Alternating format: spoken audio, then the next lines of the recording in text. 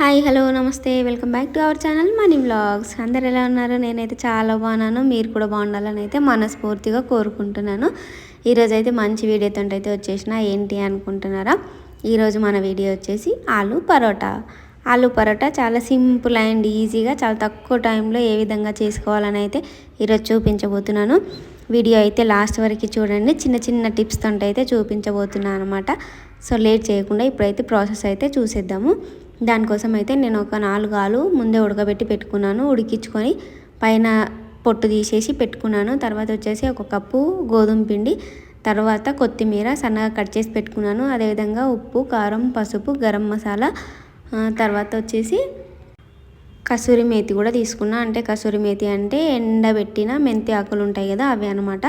తర్వాత వచ్చేసి ఇప్పుడు ఒక ప్లేట్ తీసుకొని మనం పొట్టు తీసి పెట్టుకున్న ఆలునైతే వేసేసుకొని మెత్తగా అయితే పేస్ట్ లాగా చేసుకోవాలన్నమాట. ఎట్లా అంటే మొత్తం ఇట్లా గట్టిగా ఉండకుండా మెత్తటి పేస్ట్ వచ్చేలాగా అయితే చేసేసుకోవాలి. మీరు స్పూన్తో ఈజీగా వస్తుంది అనుకుంటే స్పూన్తో చేసేసుకోండి. నేనైతే చేత్తోనే పేస్ట్ లాగా అయితే చేస్తున్నాను అనమాట. ఎక్కడ కూడా రవ్వలా ఉండకుండా మెత్తగా అయితే చేసేసుకోవాలన్నమాట. ఇలా చేస్తే చాలా సింపుల్గా చేసుకోవచ్చు. అదేవిధంగా ఫస్ట్ టైం చేసినా కూడా పగలకుండా నీట్గా అయితే వస్తాయన్నమాట. సో లాస్ట్ వరకు అయితే చూడండి, మీకే అర్థమవుతుంది. ఇప్పుడు ఇది మెత్తగా అయిపోయిన తర్వాత నేను ముందు చూపించిన కదా ఉప్పు, కారం, పసుపు అవన్నీ అయితే వేసేసుకుంటున్నాను దీంట్లోకి. ఆల్రెడీ ముందే చూపించిన కాబట్టి ఒకటేసారి వేసేసిన అనమాట.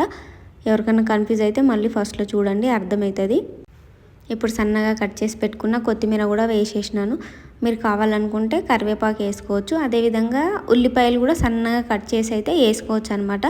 నేనైతే ఇక్కడ ఉల్లిపాయలు ఏం వేయలేదు. మీరు కావాలనుకుంటే సన్నగా కట్ చేసుకొని వేసుకోండి, టేస్ట్ బాగుంటుంది అది కూడా. సో ఇవన్నీ కలిసిపోయేలాగా అయితే మంచిగా కలిపేసుకోవాలి. ఈ కారం అవన్నీ అనేది దీంట్లో మంచిగా మిక్స్ అయిపోవాలన్నమాట. అండ్ అదేవిధంగా పచ్చిమిర్చి వేసుకోవాలనుకున్నా కూడా సన్నగా కట్ చేసి వేసుకొని కారం తక్కువ క్వాంటిటీలో తీసుకోండి. ఇప్పుడు మెయిన్ ఇంగ్రీడియంట్ అనమాట గోధుమ పిండి వేసేసి కలిపేసుకుంటున్నాను. ఏంటక్క దీంట్లోనే పిండి వేసేస్తున్నారు అనేసి అనుకుంటున్నారా? సో ఇదే అనమాట, కొత్త స్టైల్లో అయితే ఆలు పరోటా చూపించబోతున్నాను ఈరోజు. చెప్పినా కదా చిన్న చిన్న టిప్స్తో చెప్తాననేసి. ఇప్పుడు పిండి దీంట్లో వేసేసుకొని మనం చపాతీకి పిండి ఏ విధంగా కలుపుకుంటామో ఆ విధంగా అయితే పిండిని అయితే మంచిగా కలిపేసుకోవాలి సాఫ్ట్గా వచ్చే వరకు అయితే. ఎక్కడన్నా మీకు ఇంకా గట్టిగా ఉంది, కొంచెం వాటర్ పడుతుంది అనుకుంటే కొంచెం వాటర్ వేసుకొని కలుపుకోండి. వాటర్ అనేది ఎక్కువ వేసుకోకూడదు, ఎందుకంటే మనం కలుపుతూ ఉంటే ఆల్రెడీ ఆలు పేస్ట్ ఉంటుంది కదా, లూజ్ అయిపోతుంది అనమాట. నేనైతే ఇక్కడ కొంచెం వాటర్ వేసుకొని అయితే కలిపేసుకుంటున్నాను. వాటర్ అనేది చాలా అంటే చాలా తక్కువ పడుతుంది అనమాట. ఈ విధంగా మంచిగా చపాతీ ముద్దలాగా వచ్చిన తర్వాత కొంచెం ఆయిల్ వేసుకొని మళ్ళీ ఒకసారి మంచిగా కలిపేసుకోవాలన్నమాట.